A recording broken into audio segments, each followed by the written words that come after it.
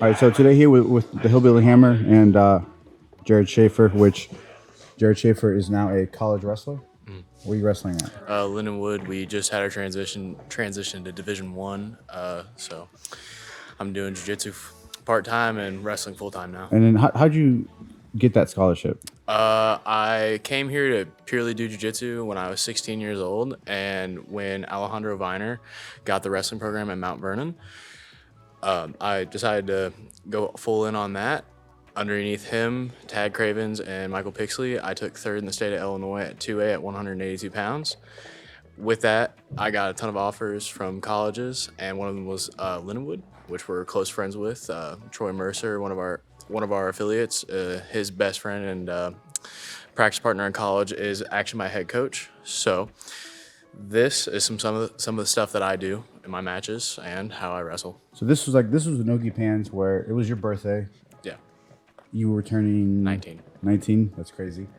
And you won gold. And this was like a really nice sequence that I watched, and I was like, holy shit, that was incredible. So we're just kind of watching the match here.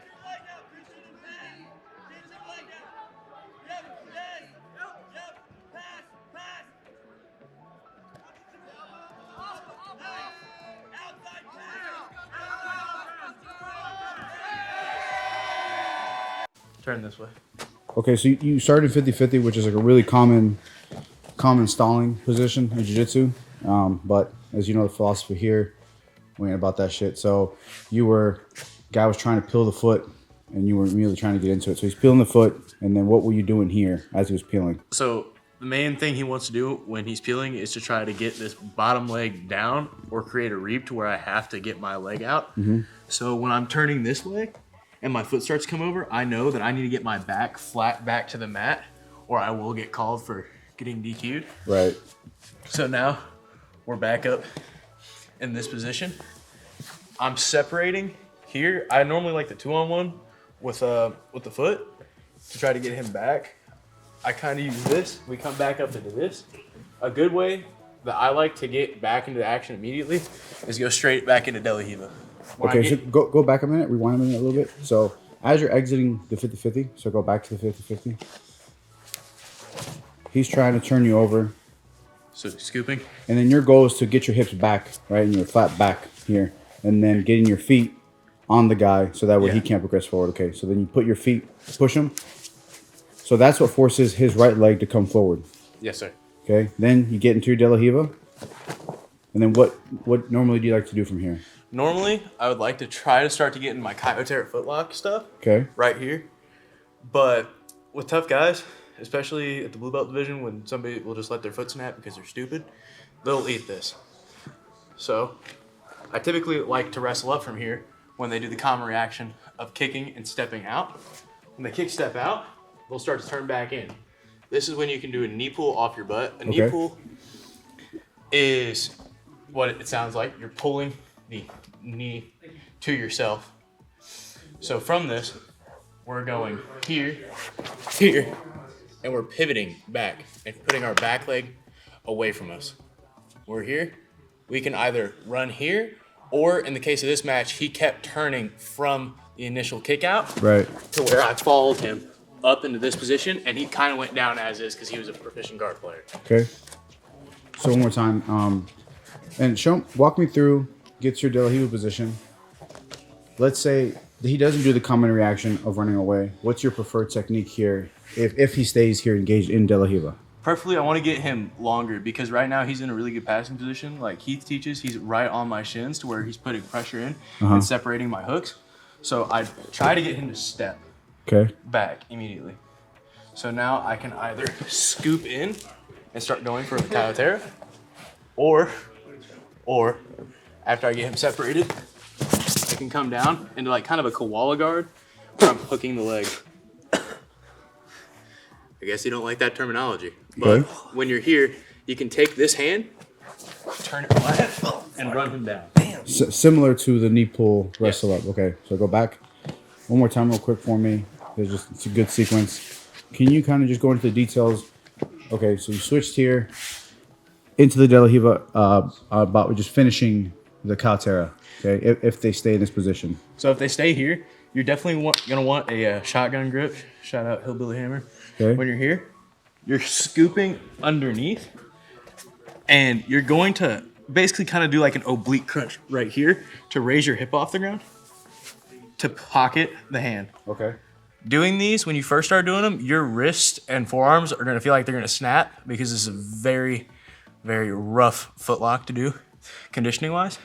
Now, to finish this, I either scoop, and if they backstep over my scoop with this far foot, so backstep over it, I take my foot after that when they're already off balance.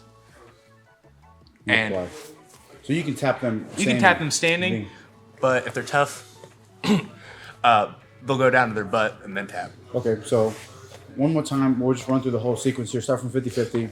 Let's say you get stuck in 50-50 a lot and you want to get yourself out.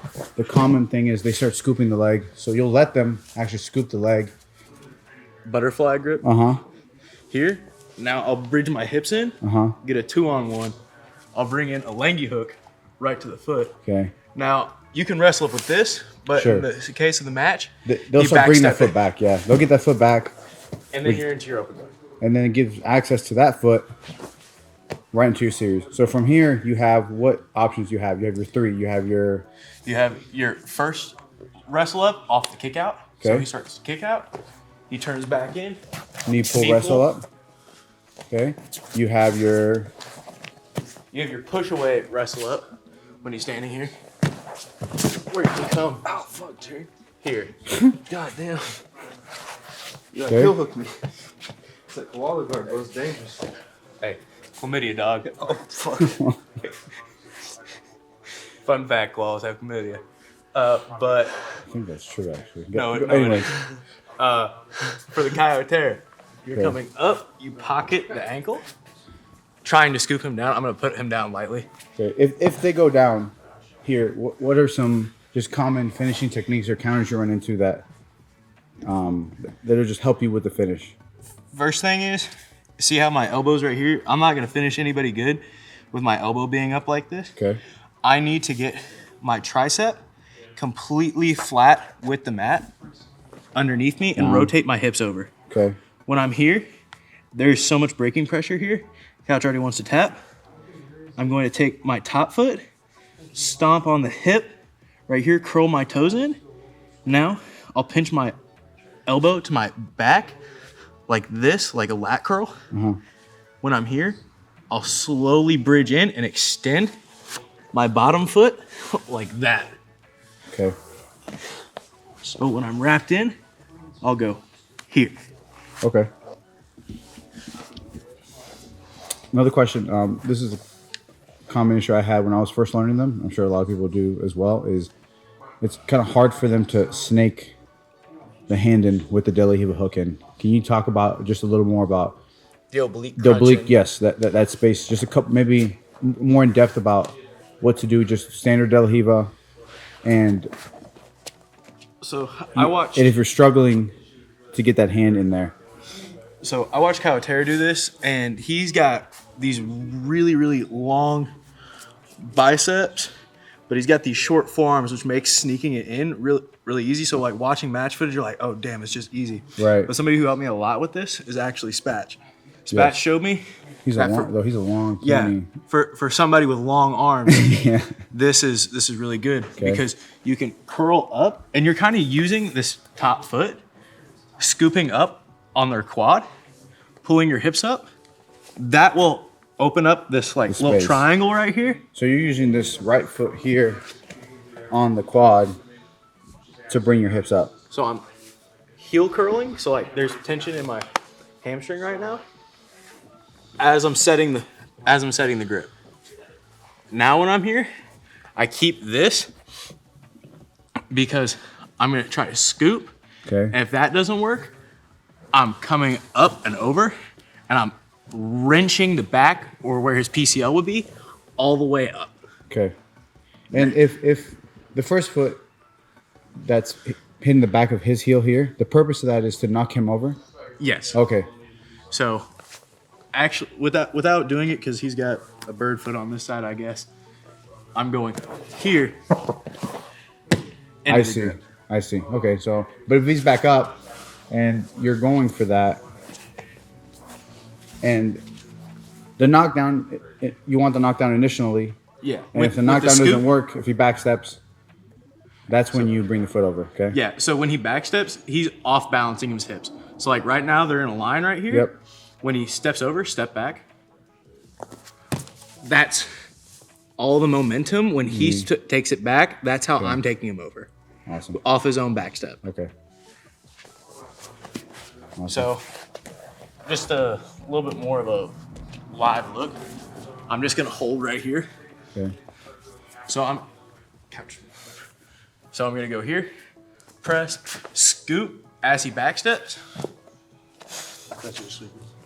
So I'm going for it. He backsteps, and I'm bridging myself over. Right, hips up. Awesome. And then can we get just a little bit live, faster look on the wrestle up option? So let's say Gotcha. you put him in De La Hiva, and he's immediately just trying to run away from you. Okay. So we're here, and he's turning away. Kicks. Yep. Over. He's turning. Knee pull up, and then just finishing standard single leg finishing from here. Standard single leg finishing. I like running the pipe, my hand in the middle, and getting him Getting him down. Okay. Awesome. But Perfect. from the last special y'all did, a good one is also just bringing it up. So when he goes, he kick turns, we're coming back up. We get elevated. Finish. Awesome. Thank you, Jared. No Appreciate you. Hammer.